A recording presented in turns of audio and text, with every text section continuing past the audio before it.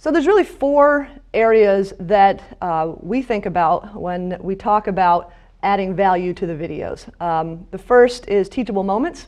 The second is discoverability. The third is accessibility. And the fourth is integration. And let me tell you quickly what I mean by each of those, and then I'll go into a little bit more detail. In terms of teachable moments, we really believe in providing usable chunks of content. And this means giving people access not to 60 minutes, but to a much smaller clip or segment that they can use in their teaching or in their curriculum. In terms of discoverability, this means to us helping our customers find the perfect teachable moment. So it's great that we have all these clips and segments, but if you can't find the right one, it's no good to you at all. So we'll talk a little bit about that. And number three, accessibility has a couple different ways to interpret that in the true meaning of the word, but for us it means just being able to actually view the video. For anybody who needs to, being able to watch the video segment.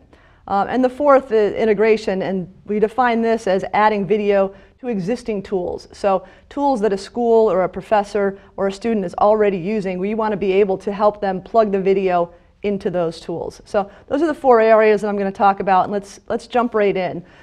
In terms of the teachable moments, there's been a lot of research over the years about what is the perfect length of a video clip. In DVD world, it used to be 60 minutes. In sitcom TV world, it's 30 minutes minus the commercials. What is the perfect length for an online video experience? There's a lot of different studies out there. I like this particular graph that's up on the screen now because it really visually shows where is that tipping point on online video. And this was a study that was done a couple years ago.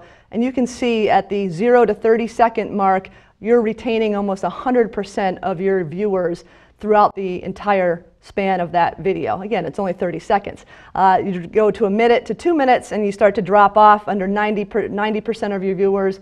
90% of your viewers are making it to the end of that video. If you go down to the 60 minutes or greater, you're only at about 20% of your population that's actually going to complete watching that video. So for us, we looked at this data and we really found the tipping point to be in that 2 to 3 minute area of trying to maximize, make sure that it's a teachable moment and make sure that it's not too long and not too short so that it has educational value, but that students will actually watch it. So we looked at all the research that was out there and we sort of honed in on what we believe is the perfect length of a video clip, and that's about 2 to 3 minutes for online consumption. We found this length it was long enough to have educational value, short enough to maintain today's students' attention span, and really gave just the right amount of content that could be used in a curriculum. So when we decided that was our target range, we had a couple options. We could go in and hand edit the videos to create a start and a stop time and then slice them up and export them out. But that had some disadvantages. It would have taken a very long time to do. It would have doubled our storage costs on any CDN that we're using because we'd be storing the full-length video for viewing as well as the individual clips for viewing. So we went a different direction.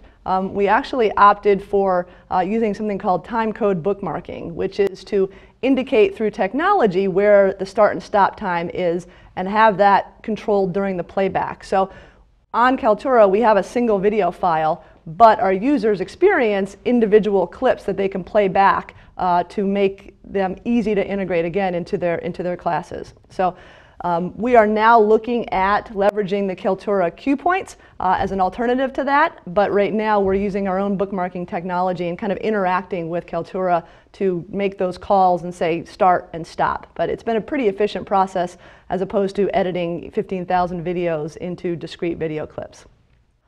Really, just to sum up the teachable moments, we feel that they provide the educators and students with the exact information that they need to really support how today's students are learning and how today's educators should be teaching. The days of rolling in the old video cart and putting a movie on and watching the video for a whole class period, those are gone. Teachers really want to integrate content into what they're teaching, whether as a homework assignment or something in the classroom. So these segments, again, adding value beyond just pushing the play button, these segments really help define particular pieces of content that are valuable.